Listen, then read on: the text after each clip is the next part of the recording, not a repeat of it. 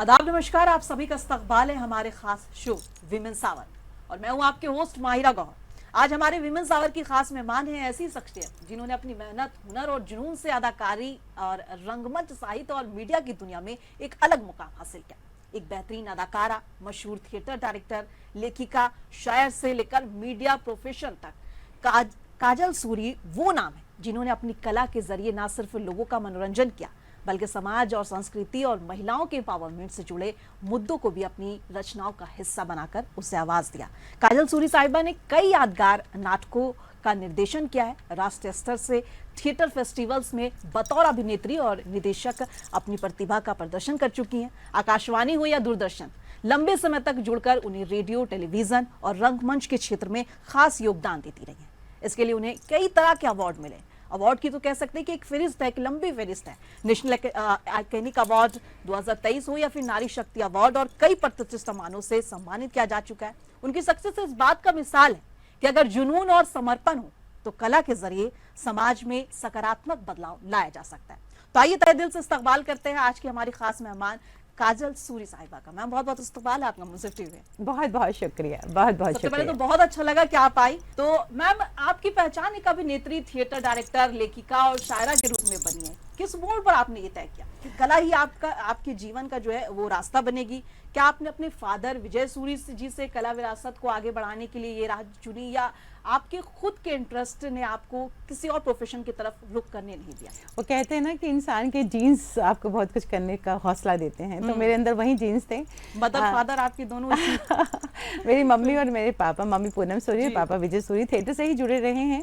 और हमारे घर बचपन से ही मेरी जब आंख खुली तो मैंने ये देखा कि हमारे घर बचपन से ही वो अदबी जो गुफ्तगू होती है, अदबी जो महफिलें होती हैं, उनका वही मैंने शुरू से ही देखा। उनमें मेरी आंख खुली।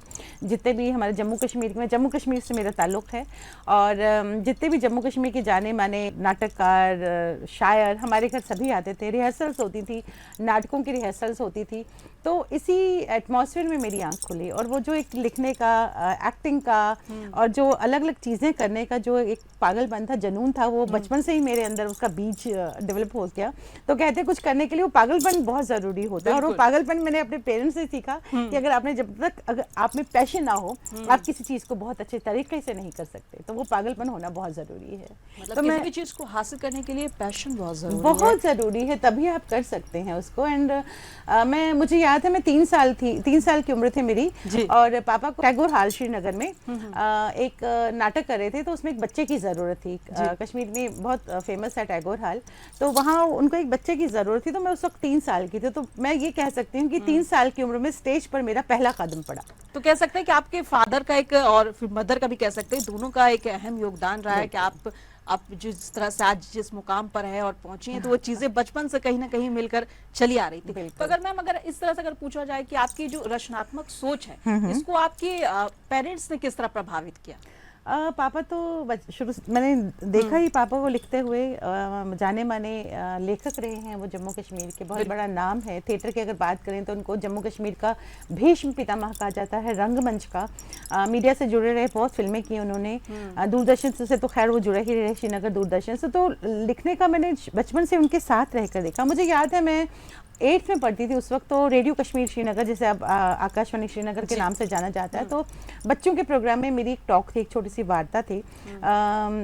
शेरवानी साहब पे, मकबूल शेरवानी, जो बारामूला की जिनको हीरो कहा जाता है, जब कबायली हमले हुए थे उस वक्त उन्होंने जिस तरह से, जिस जज्बे से उन्होंने अपनी कुर्बानी दी थी, उसमें मुझे एक टॉक लिखनी थी। तो वो मैं 8th क्लास में, अब कितना आपका जहन होगा, कोशिश थी। अभी के बच्चे तो कह सकते हैं कि टेक्नोलॉजी के हिसाब से बहुत ज्यादा डेवलप, पहले के बच्चे बिल्कुल।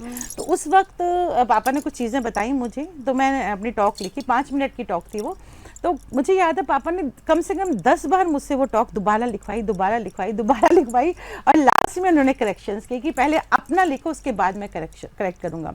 तो लिखने का सिलसिला मेरा ऐसे ही जारी रहा। आकाशवाणी के लिए, रेडियो कश्मीर श्रीनगर, रेडियो कश्मीर जम्मू के लिए मैंने बहुत सारे नाटक लिखे, मैंने टॉक्स लिखी बहुत सारी, और आपकी बहुत सारी मशहूर किताबें भी हैं। किताबों का जिक्र मैं यहाँ इसलिए करूँगी कि किताबें तो मैं, नाटक तो मैं शुरू से ही लिखती रही हूँ। किताब लिखने की शुरुआत कहाँ से? किताब लिखने की शुरुआत तो बचपन से ही किताबें लिख रही थी मैं। नाटक लिख ही रही थी जो 60 पेज, 100 पेज तो मुझे याद है कोविड के वक्त जब सब कुछ थम सा गया था, उस वक्त मैंने एक प्रोग्राम शुरू किया, शख्सियत के नाम से वो मेरा एक प्रोग्राम था, जिसमें मेरे जो स्टूडेंट्स थे जिनको मैं थिएटर सिखाती हूँ, उस वक्त जब सब थम गया था, उस वक्त उन्होंने मुझे कहा कि हम बहुत परेशान हो रहे हैं कि हमें कुछ समझ नहीं आ रहा हम क्या करें, क्योंकि सब थम गया है। उस वक्त जब मैंने किताब का जिक्र मैं ले आऊँगी, आपका सवाल पे आ रही हूँ, तो उस वक्त मैंने एक प्रोग्राम शुरू किया शख्सियत के नाम से, जिसके 300 एपिसोड्स मैंने बनाए ऑनलाइन, और उसमें ये था कि जितने भी पद्म विभूषण, पद्मश्री, संगीत नाटक अकादमी अवार्डी, नेशनल अवार्डीज़ जो अपने अपने फील्ड में हैं, जिनका नाम है, उनको मैंने उस शो में बुलाया, ऑनलाइन शो में उनकी लाइफ जर्नी को शेयर किया, और जो स्टूडेंट्स हैं, जो खासतौर पे यंग जनरेशन है, उनको किया गया कि वो उनसे कुछ सीखें कि लाइफ में सीखना बहुत ज़रूरी है, और हमारे सामने मुश्किलात आती हैं, उस मुश्किलात का ये मतलब नहीं कि हम हार मान के बैठ जाएं कि सब कुछ थम गया, अब हम क्या करें। नहीं, अगर सब कुछ थम गया है तो और बहुत कुछ है हमारे सामने करने के लिए।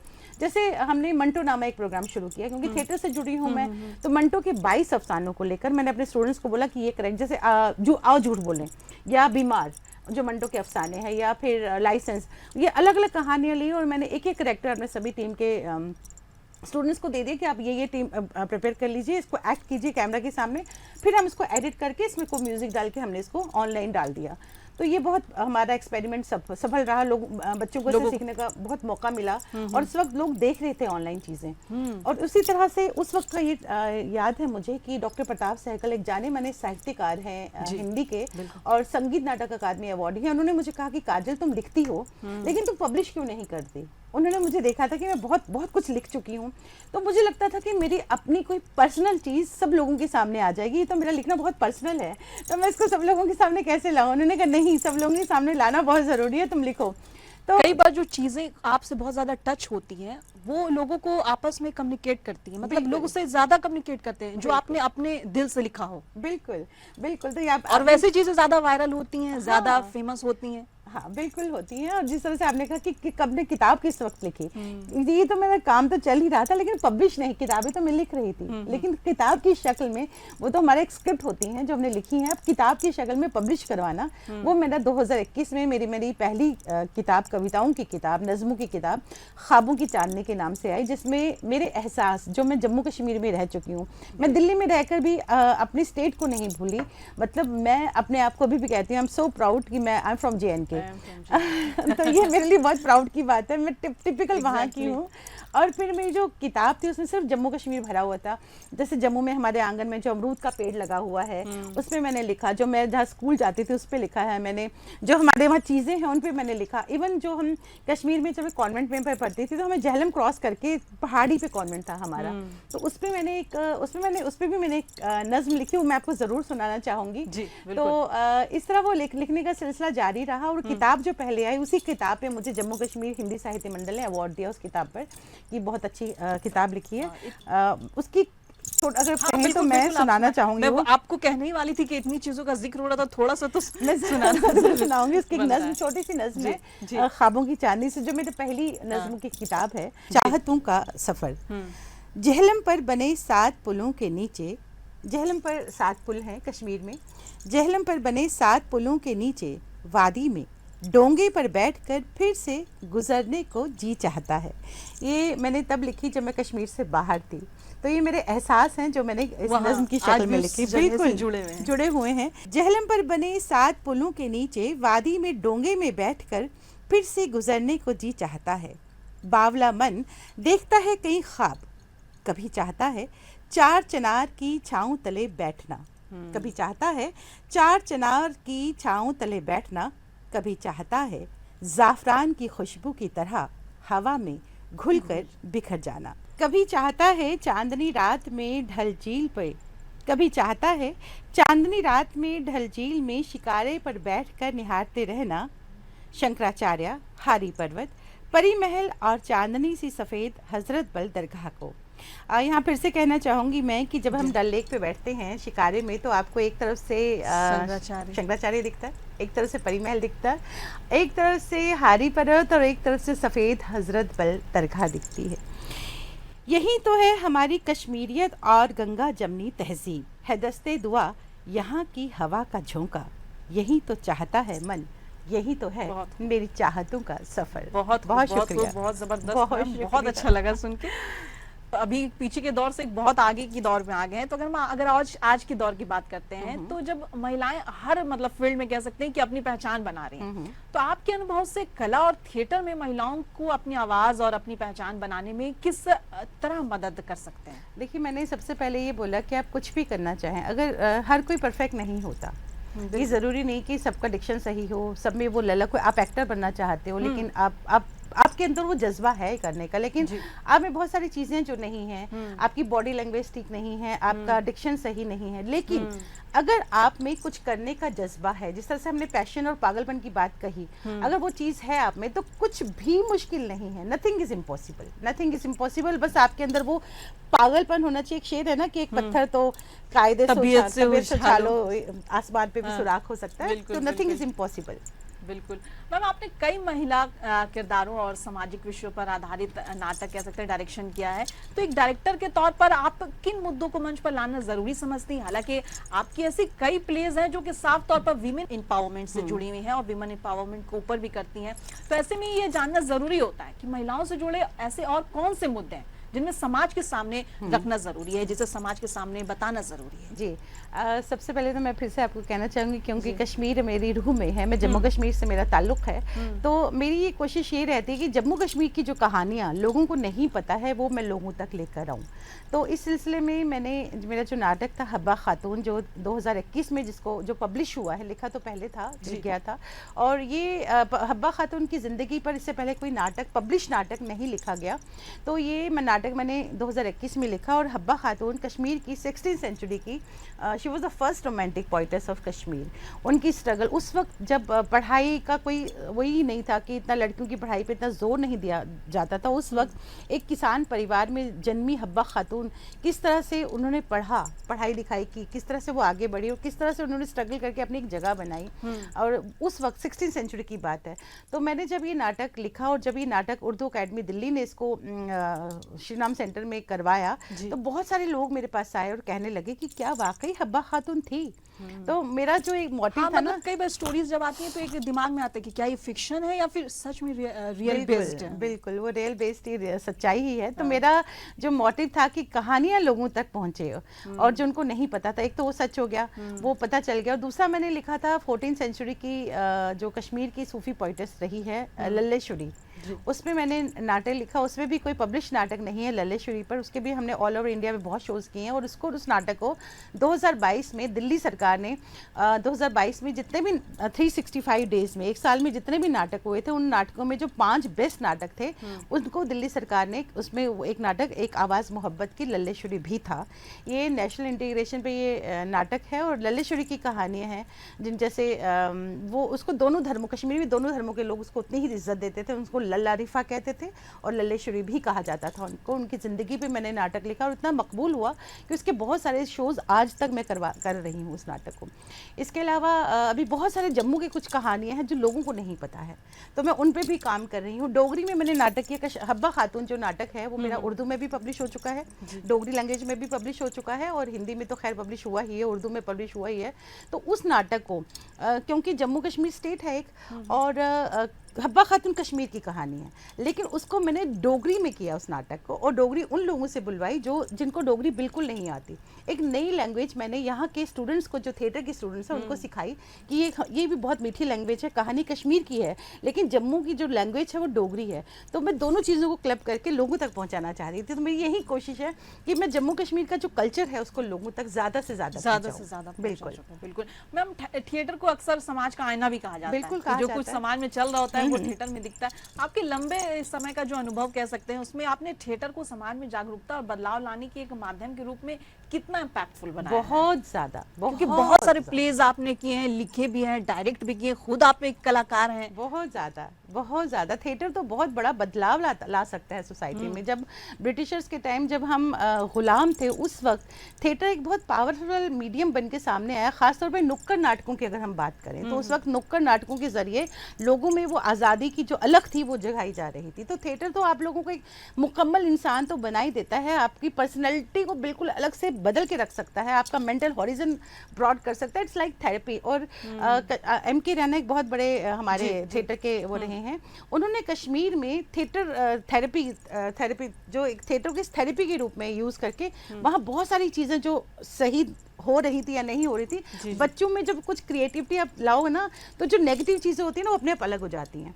तो ये थिएटर का बहुत बड़ी चीज़ है कि it acts like a therapy. तो थिएटर थेरेपी के तौर पे इस्तेमाल किया जाता है और बहुत सारी चीज़ें अपने आप सही हो जाती हैं। और सबसे बड़ी बात है, आपको एक मुकम्मल इंसान बना देते हो। जब हम थिएटर करते हैं, जब हम रिहर्सल करते हैं, आप चाहे वहाँ पे IAS ऑफिसर हो, बहुत बड़े लेवल के ऑफिसर हो, या कोई सिंपल आपको काम कर रहे हो, तो वहाँ सब बराबर है। ये नहीं कि आप बहुत बड़े हो, आप अगर एक बंदा ज़मीन पे बैठा, तो आपको कोई भी हो, आप बहुत बड़े ऑफिसर भी हो, आपको पूरी टीम के साथ रहना होगा। अगर आप ये चीज़ नहीं है तो आप थिएटर कर ही नहीं सकते, फिर आपको उस जगह आने की ज़रूरत ही नहीं है। वहाँ आपको अपना मैं छोड़ के आना होगा, अपनी ईगो छोड़ के आनी होगी। थिएटर में टीम वर्क बहुत ज़रूरी है, बहुत ज़रूरी है, बहुत ही ज़रूरी है टीम। अगर आपकी अपनी खुद की लाइफ के बारे में बात किया जाए तो आपको थिएटर में कितना बदला?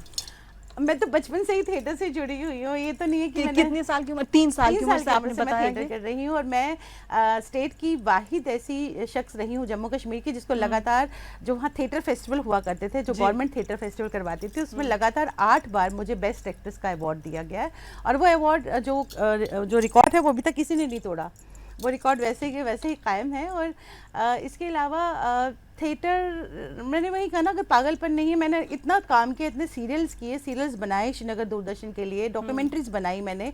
लेकिन वो जब मैंने आकाशवाणी ज्वाइन किया दिल्ली में, जब मैं आई, तो मैंने सब कुछ मुझसे छूट गया, क्योंकि टाइम नहीं होता जब आप जॉब में होते हो। जब आपकी 9 to 6 की जॉब होती है, आप पे रिस्पॉन्सिबिलिटीज़ होती है, मैंने सब कुछ छोड़ दिया, लेकिन मुझसे थिएटर नहीं छूटा। मैम, आप एक आर्टिस्ट हैं, तो एक आर्टिस्ट के लिए ये जो 9 to 6 वाली ये जो जॉब होती है, ये कितना उसको रोकती है, मतलब आगे बढ़ने में? क्या उसके कह सकते हैं कि उसके रास्तों में बाधा बनती है? जहाँ मैं ये कहूँगी कि मैं अपने आप को बहुत ब्लेस्ड मानती हूँ कि जो मेरा प्रोफेशन है, मैं आकाशवाणी में ड्रामा देखती हूँ, जो मेरा प्रोफेशन है वही मेरा पैशन भी है।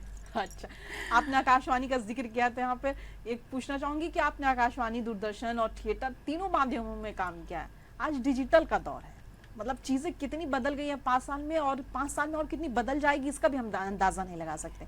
तो अगर आज डिजिटल का दौर में अगर हम देखें, तो कला और कलाकार के सामने क्या नई जो है चुनौतियां हैं और नए अवसर क्या हैं? थिएटर के सामने चुनौतियां तो हैं बहुत सारी। डिजिटलाइजेशन में तो ये तो है कि अब OTT का टाइम है, तो लोग काफ़ी चीज़ों को छोड़ के, दूरदर्शन वगैरह को छोड़ के बाकी चीज़ें ज़्यादा देखते हैं, OTT वगैरह ज़्यादा देखते हैं। बट ये नहीं है कि अगर आपको अच्छी चीज़ हो तो लोग उसको नहीं देखेंगे, ऐसा नहीं है। मैं आकाशवाणी की बात करूँ, FM चैनल्स क्यों इतने पॉपुलर हैं? क्योंकि उनमें कंटेंट बहुत अच्छा है, इसलिए वो लोग सुनते हैं। और जो रेडियो है वो आज भी इतना प्रभावशाली, इतना इम्पैक्टफुल है, बिकॉज 90 ईयर्स हो गए आकाशवाणी को खुले हुए इंडिया में। लेकिन आज भी रिमोट्स और दूर दराज के जो इलाके हैं, जैसे मैं बात करती हूँ जो गुज्जर और बकरवालों की अगर मैं बात करूँ, तो कश्मीर के या JNK के जो रिमोट एरियाज़ हैं, जहाँ पे आपके पास आप TV नहीं देख पाते, OTT चैनल्स नहीं है, वहाँ सिर्फ आपके पास छोटा सा ट्रांजिस्टर है। और वो अब रिमोट एरियाज़ में भी अब ये मैंने खुद देखा है कि जो गुज्जर बकरवाल होते हैं, अपने घोड़ों की पीठ पर उनके साथ एक छोटा सा ट्रांजिस्टर रहता है जिसको वो सुनते हुए चल रहे होते हैं। तो रेडियो तो आपके साथ हमेशा रहा है। और जहाँ मैं बात करती हूँ, अगर थिएटर की हम बात करें, वो जो है ना कि 1 to 1 ऑडियंस और थिएटर एक्टर का जो कनेक्शन है, वो आज भी उतना ही प्रासंगिक है, उतना ही इम्पोर्टेंट है जितना पहले था। मतलब आप कह रही हैं कि जो डिजिटल प्लेटफॉर्म है, नेटफ्लिक्स में जैसे, मतलब उससे आप जो 1 to 1 कनेक्शन है वो नहीं हो पाएगा जो कि थिएटर से हो जाएगा। जो 1 to 1 अगर ऐसा नहीं होता तो आज इतने बड़े बड़े आर्टिस्ट, इतने बड़े बड़े एक्टर अभी भी थिएटर क्यों कर रहे होते? जाहिर सी बात है, क्यों कर रहे हैं? ऐसे आर्टिस्ट जो कि अपने लेवल पे बहुत बड़े बन चुके, लेकिन अभी वो थिएटर कर रहे हैं। कमानी में इतने बड़े बड़े शोज होते हैं, और वो इसलिए होते हैं क्योंकि थिएटर में रिहर्सल की आपको रेगुलर जरूरत होती है, लेकिन जो सेटिस्फेक्शन होती है ना, एकदम से आपको आपके ऑडियंस एकदम से आपको मिल जाता है, जो कनेक्शन मिल जाता है, तो वो चीज़ आपको बहुत सेटिस्फाई करती है, बहुत क्रिएटिवली आपको सेटिस्फेक्शन मिलता है। मैम, आपने युवाओं और नए कलाकारों की कई थिएटर वर्कशॉप और कह सकते हैं कार्यक्रम किए हैं। आज की युवा पीढ़ी, खासकर युवा महिलाओं को आप क्या संदेश देना चाहेंगी जो कि कला और रचनात्मक क्षेत्र में अपना करियर बनाना चाहती हैं? एक ऐसी लड़की जो कला में इंटरेस्ट रखती है, कैसे शुरुआत करे? शुरुआत से बताइएगा कि कैसे उसका एक स्टेप बाय स्टेप क्या वो करे। और फिर क्योंकि कई बार लड़कों के मुताबिक लड़कियों की राहें थोड़ी मुश्किल हो जाती हैं, और उनको मतलब घर से निकलने का मौका नहीं मिलता, तो बहुत चीजें एक्सप्लोर नहीं कर पाती। तो ऐसे में अगर एक गाइडेंस मिल जाए कि यहाँ से शुरुआत करना है, तो वो चीजें थोड़ी आसान हो जाती हैं। खासकर परिवार का एक प्रेशर होता है लड़कियों पर, तो उन लोगों के लिए आपका एक मैसेज और एक वो जो आप प्रोसेस बताना चाहेंगी, कैसे शुरुआत किया जाए, वो बताइए। सबसे पहले तो मैं ये कहना चाहूँगी कि जब मैं दिल्ली आई थी, मैं दिल्ली पहली बार आई थी जब मुझे आकाशवाणी में जॉब मिला। मैं JNK छोड़कर पहली बार दिल्ली आई, और मैं दिल्ली में आके बिल्कुल लॉस सी होगी। मैं यहाँ पे भी चिनार के पेड़ और ढलेक ढूंढ रही थी कि कहाँ पे है। तो उस वक्त मैं ये कहना चाहूँगी कि मैं दिल्ली में किसी को भी नहीं जानती थी, मैं किसी को नहीं जानती थी। जम्मू कश्मीर में पेरेंट्स का बहुत बड़ा नाम है, तो उस वजह से मुझे सब कहते थे कि ये सूरी साहब की बेटी है। लेकिन जब मैं दिल्ली आई तो मुझे अपना नाम बनाना था, मैं यहाँ किसी को नहीं जानती थी उस वक्त। अब जब वही बात आ जाती है, जब आपके अंदर कुछ करने का मन हो, आपके अंदर कुछ करने का पैशन हो, तो रास्ते अपने आप बन जाते हैं। अगर आपके सामने बहुत सारी मुश्किलात हैं और आपको लगता है कि आपके पास सामने ये चैलेंजेस हैं जिनके लिए आपको अपने ऊपर काम करना है, या आपको लगता है कि आप लिखने में बहुत अच्छे हैं, या आपको लगता है कि आप वाचिक अभिनय जो होता है, ऑडियो जो एक्टिंग होती है उसमें आप बहुत अच्छे हैं, या उसमें आपके सामने कुछ प्रॉब्लम्स आ रही हैं, या बॉडी लैंग्वेज को लेकर आपके सामने कुछ प्रॉब्लम आ रही है, तो सबसे पहले फीमेल्स के लिए भी मैं ये कह रही हूँ, पहले अपने आप को आपको तैयार करना पड़ेगा। आपको अपनी वॉइस पे काम करना पड़ेगा। आजकल ऑनलाइन का ज़माना है, ऑनलाइन आपको बहुत सारी ऐसी चीज़ें मिल जाती हैं जो आपको सिखाती हैं कि ये चीज़ करिए, इससे आपको बहुत हेल्प मिलेगी। लिखने की अगर मैं बात करूँ, ये सबके लिए मैं कहना चाह रही हूँ, जितने भी लोग जुड़ना चाहते हैं आर्ट के किसी भी फील्ड के लिए, उनके लिए अगर थिएटर से जुड़ना चाहते हैं या आर्ट के फील्ड से जुड़ना चाहते हैं, उनके लिए मैं ये कहूँगी कि सबसे ज़रूरी चीज़ है कि आपको पढ़ना पड़ेगा। पढ़ना बहुत ज़रूरी है। पढ़ना मतलब लिटरेचर पढ़ना आपको बहुत ज़रूरी है। आप किसी भी तरीके का लिटरेचर पढ़िए। नाटकों में आपका इंटरेस्ट है तो नाटक पढ़िए। ऑनलाइन कितने नाटक हैं, इंटरनेशनल लेवल के, इंडियन लेवल के कितने नाटक भरे पड़े हैं आपके ऑनलाइन चैनल्स पे, वो आप देखिए। आपको वॉइस में कोई प्रॉब्लम आ रही है तो आप अपना ऑनलाइन चीज़ें देखकर अपनी वॉइस को ठीक कीजिए।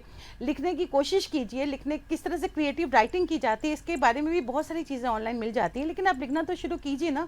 जब मैंने ये चीज़ें शुरू की तब मेरे पास कोई वो था नहीं, एक्सेप्ट मेरे पेरेंट्स ने मुझे बहुत गाइड किया है, तो मैं उसी तरह से मैंने लिखना शुरू किया। जब मैं दिल्ली आई तो ये चीज़ें करने का जज्बा हो तो कुछ भी मुश्किल नहीं होता। मैंने 2016 में मेरे पापा जब चले गए, मैंने अपने पापा के नाम पे विजयसूरी नेशनल थिएटर फेस्टिवल ऑर्गेनाइज किया दिल्ली में, जिस शहर में मैं बिल्कुल नहीं थी। तो मैंने यहाँ विजयसूरी नेशनल थिएटर फेस्टिवल ऑर्गेनाइज किया, जिसमें से उन लोगों को, उन यंग जनरेशन को जिनको स्टेज नहीं मिलता है, जो कुछ करना चाहते हैं लेकिन उनको स्टेज नहीं मिलता, उन वैसे लोगों को मैंने स्टेज प्रोवाइड करवाया। और फिर मैंने अवार्ड्स रखे, जो बेस्ट प्रोडक्शन है, बेस्ट एक्टर है, बेस्ट एक्ट्रेस है, इस तरह के अवार्ड्स रखे। और उसके बाद हमने विजयसूरी नेशनल एक्सलेंस अवार्ड्स का एक्सलेंस अवार्ड शुरू किया, जिसमें ऑल ओवर इंडिया से जो बेस्ट लोग हैं, चाहे वो पद्मश्री हैं या संगीत नाटक अकादमी अवार्डी हैं, कोई 3 लोगों को, अलग अलग फील्ड के 3 लोगों को हम एक्सलेंस अवार्ड्स भी हम लोगों ने शुरू किया।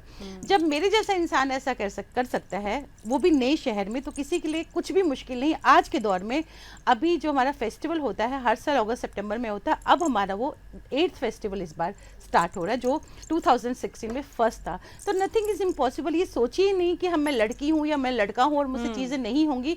आप ये चीज़ को लाइए ही मत, अपने आप को तैयार कीजिए। अपने आप को तैयार करने के बाद ही आप आगे आइए, और कुछ भी इम्पॉसिबल नहीं है। जिनमें टैलेंट है उनको रास्ता जरूर मिलता है, ऐसा नहीं कि रास्ता नहीं मिलता जरूर है। जहाँ चाह वहाँ राह। बिल्कुल बिल्कुल बिल्कुल बिल्कुल। मैम, आप कई राष्ट्रीय और अंतर्राष्ट्रीय सम्मानों से आपको सम्मानित किया गया। अगर मैं वो उस लिस्ट का अगर अभी गिनाने लग जाऊं तो एक कह सकते हैं कि एक लंबा समय गुजर जाएगा। इतने सारे अवार्ड्स आपको मिले हैं और इतनी फील्ड्स में आपने, कह सकते हैं कि आप अलग अलग फील्ड में आपको कितने तरह के अवार्ड्स मिले, हर चीज में आपने जो उपलब्धियां हासिल की हैं, इन उपलब्धियों के बाद भी आपकी नजर में आपकी सबसे बड़ी सफलता क्या है? एक कलाकार के रूप में, एक महिला के रूप में, या एक समाज से जुड़े इंसान के रूप में? मुझे लगता है एक तो अवार्ड्स आपको और कुछ और अच्छा करने को प्रेरित करते हैं कि आपने जो कर लिया इससे ऊपर आपको अच्छा करना है, कुछ और हासिल और अच्छा बड़ा अवार्ड, और अच्छा अवार्ड नहीं, आप अच्छा काम कीजिए जी। और सबसे बड़ा अवार्ड तो ये होता है जब हम कोई प्रोडक्शन करते हैं और जब हमें स्टैंडिंग ओवेशन मिलता है ऑडियंस का, उसमें कोई भेदभाव नहीं होता। वो सबसे बड़ी खुशी होती है कि ऑडियंस खड़े होकर आपके लिए क्लैप कर रहे हैं। इससे बड़ी खुशी तो मैं क्या कहूँगी, इससे बड़ी खुशी हो ही नहीं सकती। जब ऑडियंस आपकी प्रोडक्शन देखकर आपके लिए खड़े होकर क्लैपिंग कर रहे हैं और लगातार 1-2 मिनट तक क्लैपिंग कर रहे हो, ये सबसे बड़ा अवार्ड है। मुझे लगता है ये सबसे बड़ा, और मेरे लिए वाकई ये बहुत बड़ा अवार्ड है। बहुत बड़ा अवार्ड है ये। बिल्कुल। तो मैम आपका जो मतलब अभी तक जहाँ तक मैंने आपके बारे में पढ़ा है, आपके बारे में जाना है, आपका कैरेक्टर एक बड़ा वर्सटाइल कैरेक्टर लगता है मुझे। बहुत सारी चीजें, कलाकार भी, शायर भी, पोएट भी, जर्नलिस्ट भी। तो ये सब चीजों को आप एक साथ कैसे मतलब क्या कहूँ मैनेज कैसे करती हैं, और ये सब में जो सबसे ज्यादा चीज जो आपको खुद अंदर अंदर प्रभावित करती है और खुश करती है?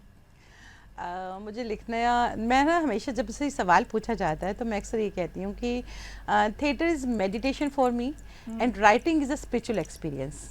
और ये बहुत सुकून देती हैं मुझे जब मैं लिखती हूँ, या मैं जब थिएटर स्टेज पे थिएटर करती हूँ या डायरेक्ट करती हूँ। ये चीज़ें मुझे बहुत बहुत पीस देती हैं। तो मैं ये नहीं कहूँगी ये चीज़ मेरे लिए अच्छी है, ये चीज़ मुझे बहुत अच्छी लगती है। तो बस यही है कि theatre is meditation and writing is a spiritual experience for me. तो इसके अलावा मैं I just love these things. ये मुझे बहुत बहुत बहुत पीस देती है मुझे।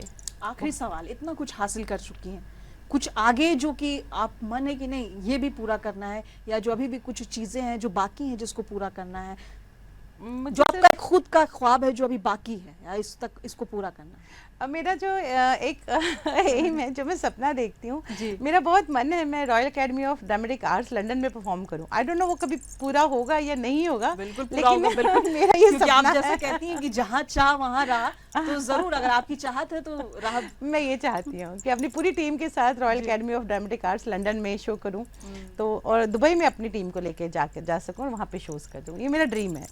चलिए मैम, बहुत बहुत शुक्रिया आपका मुंसिफ टीम आने के लिए। आपसे मिलकर बहुत अच्छा लगा।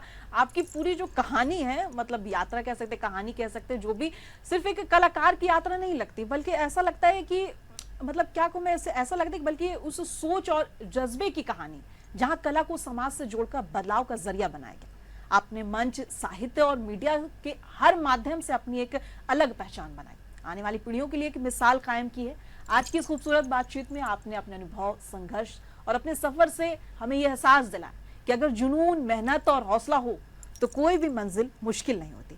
हम उम्मीद करते हैं कि आपकी ये प्रेरणादायक कहानी कई महिलाओं, कई युवा और कई कलाकारों को अपने सपनों को पूरा करने का हौसला देंगी। बहुत बहुत शुक्रिया आपका, और मुंसिफ टीवी की तरफ से भी आपका बहुत बहुत शुक्रिया। आप देखते रहे मुंसिफ टीवी।